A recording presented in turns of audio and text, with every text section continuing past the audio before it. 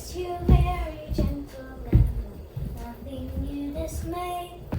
Remember Christ our Savior was born on Christmas Day. Merry Christmas! Hamburg! Be gone, you miserable little beggars! Take those infernal Christmas carols and get away from my door! Ah! Marley was dead, to begin with. There can be no doubt whatever about that. The register of his burial was signed by the clergyman, the clerk, the undertaker, and the chief mourner. Scrooge signed it, and his name was good upon anything he chose to put his hand to. Old Marley was as dead as a doornail. I don't mean to say that I know of my own knowledge what there is particularly dead about a doornail. I myself might have come to regard a coffin nail as the deadest piece of ironmongery in the trade. But the wisdom of our ancestors is in the simile, and my unhallowed hands shall not disturb it, or the country's done for. You will therefore permit me to repeat, emphatically, that old Marley was as dead as a doornail. This must be distinctly understood, or nothing wonderful can come of the story I'm going to relate.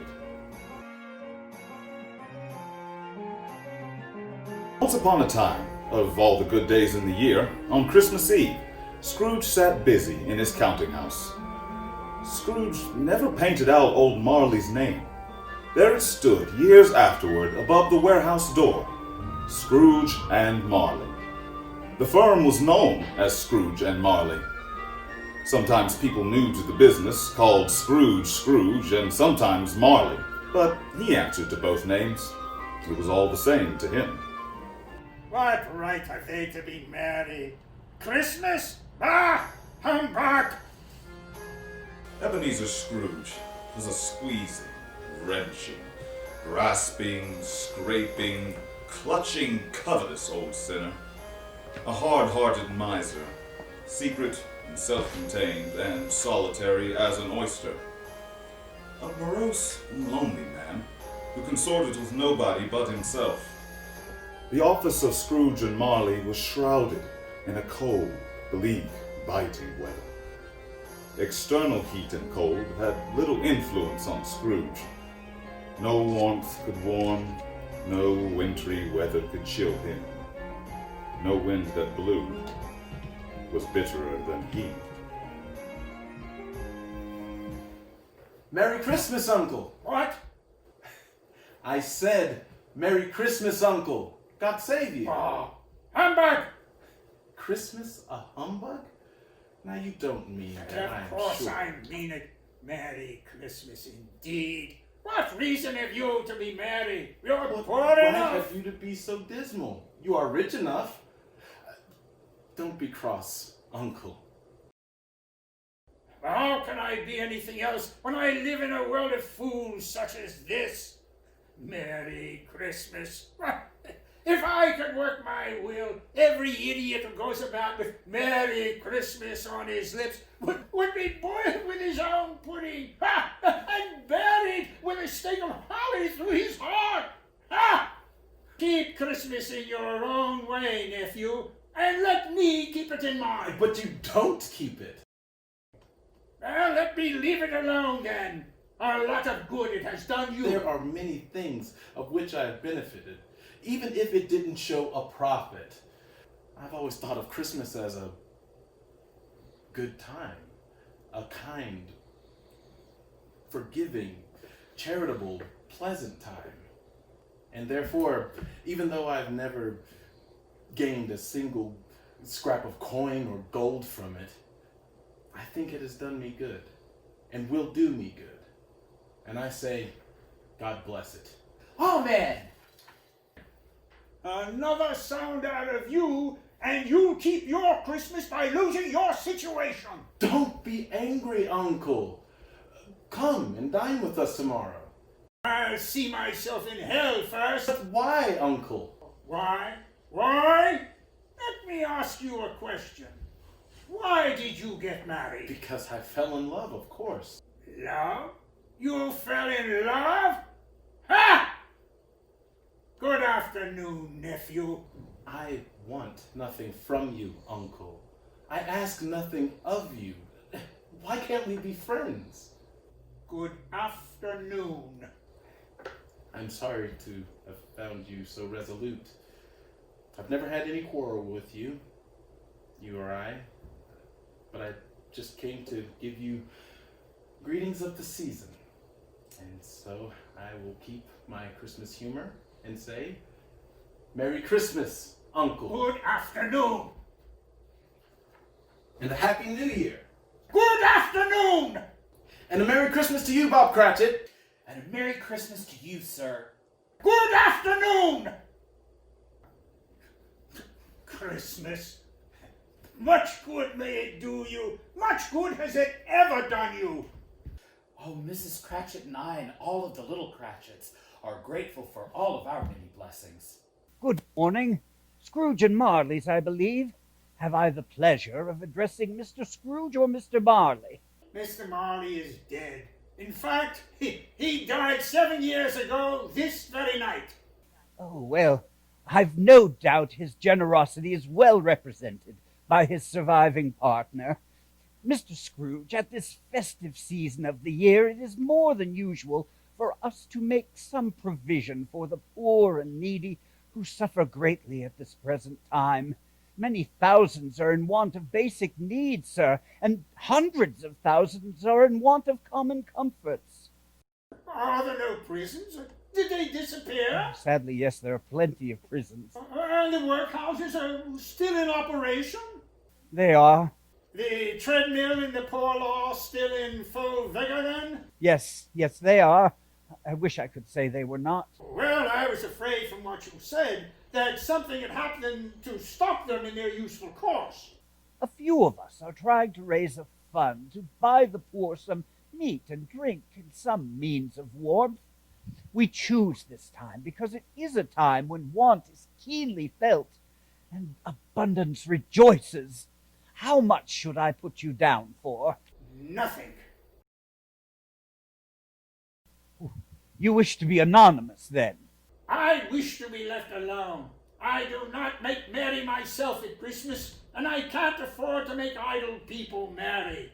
I am taxed for the institutions which I have mentioned, and they cost enough. People who are badly off must go there. Many can't go there, sir. Many would rather die. If they are to die, let them die, and decrease the surplus population. Good afternoon. Merry Christmas. You'll want the whole day tomorrow, I suppose. If quite convenient. It is not convenient. If I was to stop you £0.5 for it, you'd think yourself ill-used, I'll be bound. And yet, you don't think me ill-used for paying a day's wages for no work. Only 1 day, sir. Poor excuse to pick a man's pocket every 25th of December. You'll be here all the earlier next morning. Yes, sir. I certainly shall, sir. Ebenezer Scrooge took his usual melancholy dinner and the usual melancholy tavern, and beguiled the rest of the evening with his banker's book before he took himself home. He lived in chambers which had once belonged to his deceased partner. As Scrooge took himself home through the rolling fog and bitter cold, he passed urchins crowded round fires in the street, trying to keep warm. And just as he reached the dismal front door, he thought he heard something calling. It was the voice of his long-dead partner, Jacob Marley, whose face had appeared on the door knocker. Scrooge hurried inside and locked himself in. He double-locked himself in. Scrooge checked the sitting room, the bedroom, the lumber room, all as they should be. Nobody under the table, nobody under the sofa, nobody under the bed, nobody in the closet. Secured against surprise, Scrooge put on his nightgown and nightcap and took his place before the fire to take his gruel, when suddenly... Someone is in the cellar. The doors are locked. Double locked. Something is coming up the stairs. It's getting closer. Oh, hamburger! I won't believe it. Hamburger, I say.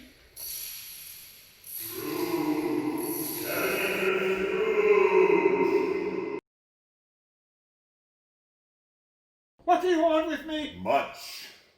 Who are you? Ask me who I was. Who are you then? In life, I was your partner, Jacob Marley. You don't believe in me, Scrooge? What evidence would you have of my reality beyond that of your own senses? Why do you doubt your senses? Because a little thing affects them. A slight disorder of the stomach makes them cheat.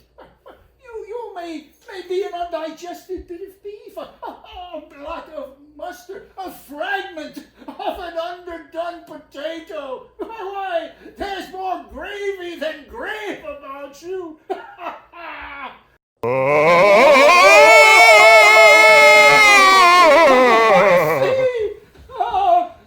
Dreadful apparition! Why do you trouble me? It's required of every man that his spirit should walk abroad among his fellow men and travel far and wide. And if that spirit does not go forth in life, it is condemned to do so after death, and witness what it cannot share, but might have shared and turned to happiness. You are fettered. Tell me why. I wear the chain I forged in life. I made it link by link and yard by yard. I girded it on of my own free will, and of my own free will I wore it. Is its pattern strange to you? Or would you know the weight and length of the strong coil you bear yourself? Full as heavy and as long as this 7 Christmas Eves ago. You have labored on it since. It is a ponderous chain. Oh, woe is me, not to know that no space of regret can make amends for one life's opportunity misused. Yet such was I. You were always a good man of business, Jacob. Business? Mankind was my business. I cannot rest. I cannot stay. I cannot linger anywhere. Hear me. My time is nearly gone. You have yet a chance of escaping my fate. A chance I have procured for you, Ebenezer. You will be haunted by 3 spirits. Expect the first when the bell strikes 1. Look to see me no more. And for your sake, take care that you remember what has passed between us. At the window, the air was filled with phantoms, wandering hither and thither in restless haste and moaning as they went. Every one of them was chained like Marley's ghost. Some few were linked together. None were free. Many of them had been personally known to Scrooge in their lives. Scrooge closed the window and examined the door by which the ghost had entered. It was double locked, as he had locked it himself with his own hands, and the bolt was undisturbed. He tried to say, "Huh?" but stopped at the first syllable. And being from the emotion he had undergone, or from the fatigues of the day, or from his glimpse into the invisible world, or from the dull conversation of the ghost, or the lateness of the hour, much in need of repose, went straight to bed, and fell asleep upon the instant.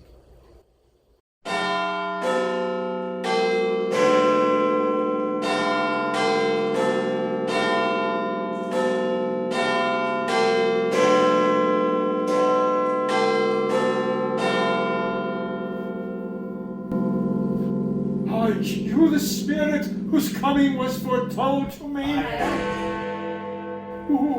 What are you? I'm the ghost of Christmas past. Long past? No, your past. Come, Come and walk with me. do you recognize this place? Good heaven. I was bred in this place. I was born here. These are the shadows of the things that have been. They have no consciousness of us. Come, here is your old schoolhouse. You felt it more a prison than a place of learning. On Christmas Eve, this school is not quite yet deserted. A solitary child, deserted by his friends, is still here. A lonely boy, reading a book beside a feeble fire. Do you know him? Know him? Yes, I am that child.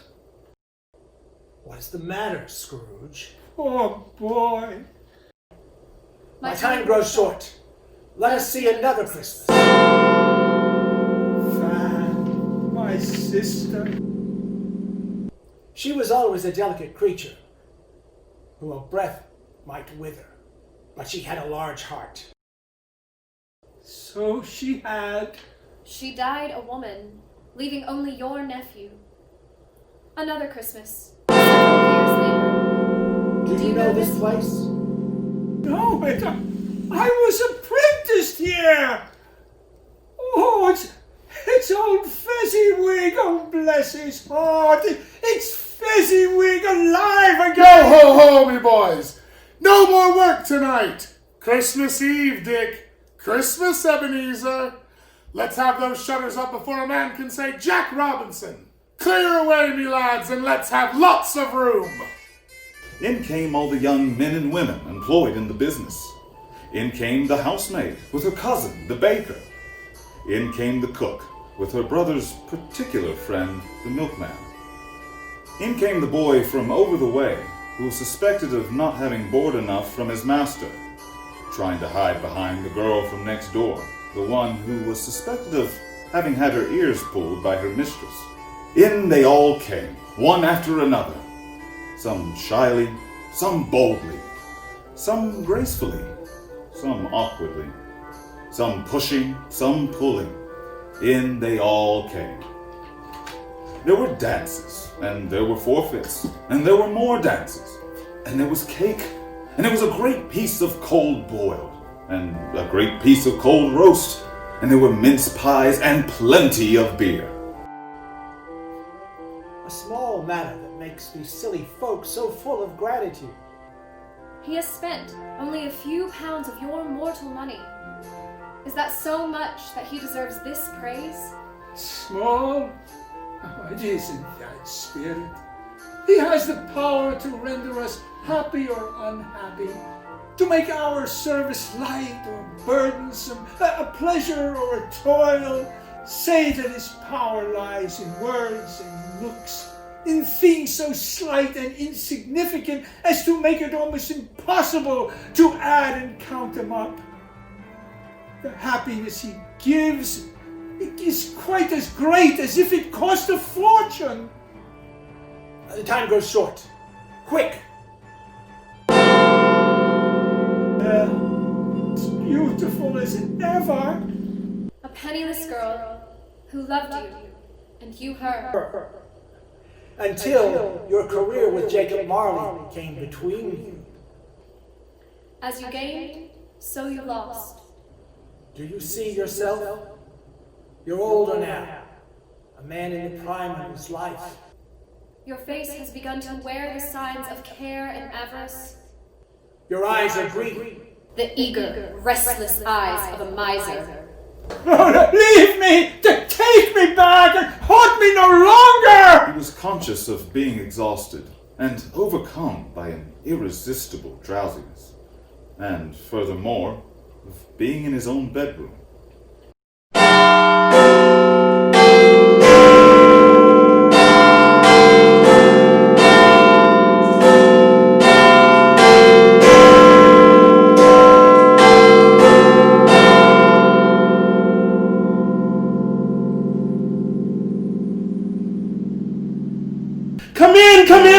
any better, man. I'm the ghost of Christmas presents. Look upon me. You've never seen the like of me before. Never. So, is your heart still unmoved toward us then? I am old and beyond all hope. Go and redeem someone younger and more promising creature, and leave me to keep Christmas in my own way. Mortal, we spirits of Christmas do not live only one day of our year. We live the whole 365. So it is true with the child born in Bethlehem. He does not live in men's hearts only one day of the year, but in all days of the year. You have chosen not to seek him in your own heart. Therefore, you will come with me and seek him in the hearts of men of good will. Touch my robe. Cratchit home! Such a scrawny bird they have. That's all that Cratchit could afford. Such a scrawny boy. Tiny Tim, Cratchit's son. To the founder of the feast, Mr. Scrooge. Founder of the feast, indeed. I wish I had him here. I'd give him a piece of my mind to feast upon. Dear, it's Christmas Day. I'll toast him for your sake and the day's. A long life to him, and a very Merry Christmas and a Happy New Year. He'll be very merry and very happy, no doubt. Tell me, Spirit, will he live? I see an empty seat at this table, in a crutch without an owner carefully preserved. If these shadows remain unaltered by the future, the child will die. If these shadows remain unaltered by the future, none of my species will find him there. If he is to die, then let him die, and decrease the surplus population. You use my own words against me? Yes. And perhaps in the future, you will learn to hold your tongue until you have discovered where the surplus is and who it is. It may be in the sight of heaven you are more worthless and less fit to live than millions like this poor man's child. He said that Christmas was a humbug, and he believed it. Oh, he is a comical old fellow. That is the truth. That is the truth. And he is not as pleasant as he might be. However, his offenses carry their own punishment. I have nothing to say against him. His wealth, he has no use for it. It does him no good. He doesn't use it to comfort himself. He hasn't the satisfaction of thinking. He hasn't the satisfaction of thinking that he may benefit us with it. I am sad for him. Who suffers from his ill whims? Himself, always. Here he takes it in his mind to dislike us. He will not come and dine with us. What's the consequence? He doesn't lose much of a meal. I mean to give him that same chance every year, whether he likes it or not, for I pity him. So, Merry Christmas and a Happy New Year to the old man, wherever he is. He would not take it from me, but may he have it nevertheless. To Uncle Scrooge. My time with you is at an end, Ebenezer Scrooge. Will you profit by what I've showed you of the good in most men's hearts? Scrooge looked about him for the ghost and saw it not.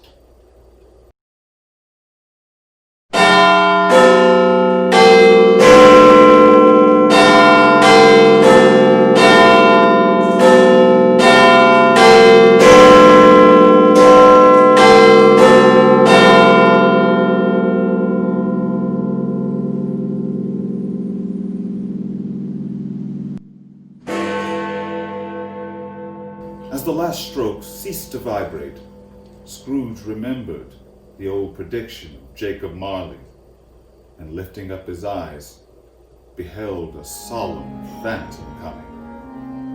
mist along the ground toward him. The phantom slowly, gravely, silently approached. The very air through which the spirit moved seemed to scatter gloom and misery. It was shrouded in a deep black garment which concealed its head, its face, its form, and left nothing of it visible save one outstretched hand. It filled Scrooge with a vague, uncertain horror that behind the dusky shroud were ghostly eyes intently fixed upon him, while he, though he stretched his to the utmost, could see nothing but a spectral hand and one great heap of black. Are you the ghost of Christmas yet to come? Are you about to show me the shadows of things that have not happened? Ghost of the future, I fear you more than any specter I have seen. Will you not speak to me? Lead on. The night is waning fast. Lead on, spirit! I don't know much about it either way. I only know he's dead. It's likely to be a very cheap funeral, for upon my life, I don't know anyone to go to it. Who's the worse for the loss of a few things like these? Not a dead man, I suppose. If he had wanted these things after he was dead, he should have been natural in his lifetime. If he had been, he would have had somebody to watch over him when he was struck with death, instead of gasping out his last there. If I could have laid me hands on anything else, I would have. It's no sin. Bed curtains? You don't mean to say you took them down rings and all with him lying there? His blankets too? He ain't likely to take cold without them, I dare say. Let's hope he didn't die of something catching. The spirit stood among the graves, but pointed down to one.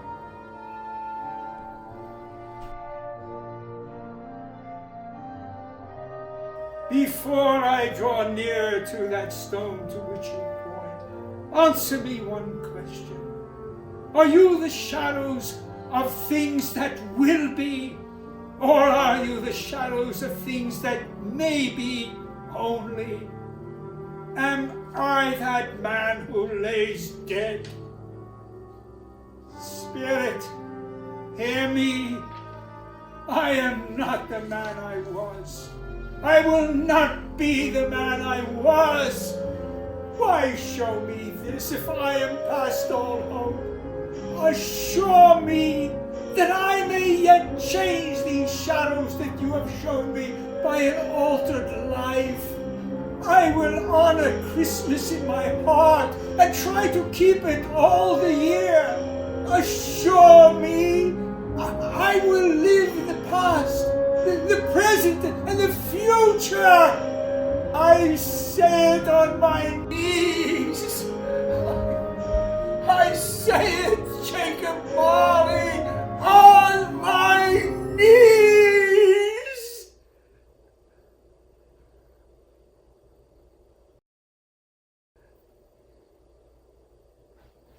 My room! I'm home! Alive! Oh, heaven and the Christmas time be praised for this!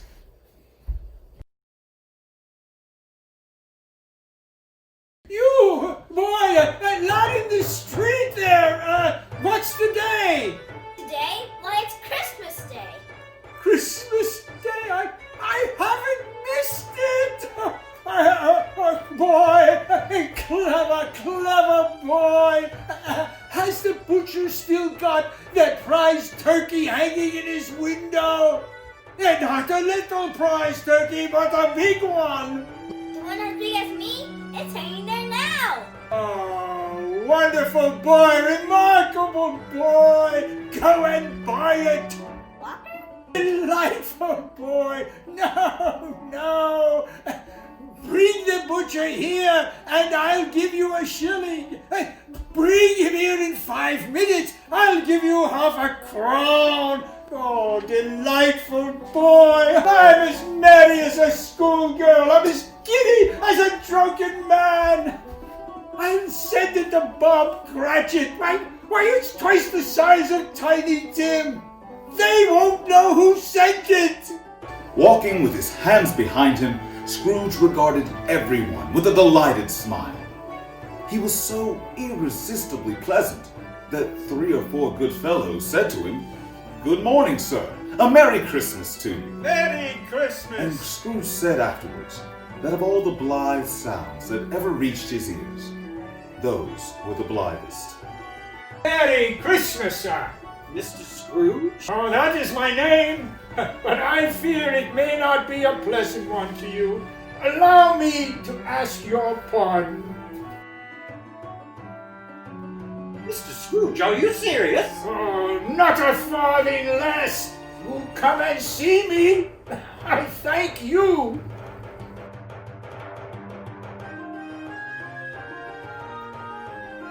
Fred? Who's there? Oh, it is I, your Uncle Scrooge. I have come to dinner. Will you let me in, Fred? Of course. Let him in! It's a wonder he didn't shake his arm off. He was home in 5 minutes. Nothing could be heartier. Wonderful party, wonderful games, wonderful unanimity, and wonderful happiness. But he was early at the office the next morning. Oh, he was early there. If he could only get there first and catch old Bob Cratchit coming late. That was what he had his heart set upon. And he did it. Yes, he did. The clock struck 9. No Bob. 1/4 past. No Bob. He was a full 18 minutes behind his time. Scrooge sat there with the door wide open, that he might see him come in. Hello. What do you mean coming in here this time of day? Forgive me, sir. I'm rather behind my time. I was making rather merry yesterday. I'm not going to stand for this sort of thing any longer. Therefore, I am going to raise your salary. Merry Christmas, Bob! A merrier Christmas than I've given you in many a year. Oh, forgive an old fool, and allow me to endeavor to help raise that struggling family of yours. Scrooge was better than his word. He did it all, and infinitely more. He became as good a friend, as good a master, and as good a man as this here old city knew, or any other old city, town, or borough in this good old world. And to Tiny Tim, who did not die, he became a second father. And he had no further intercourse with spirits, but lived up on the total abstinence principle ever afterwards. And it was always said of him that he knew how to keep Christmas well, if any man alive possessed the knowledge. And may that be truly said of us, and all of us. And so, as Tiny Tim observed, God bless us, everyone. God bless us, everyone.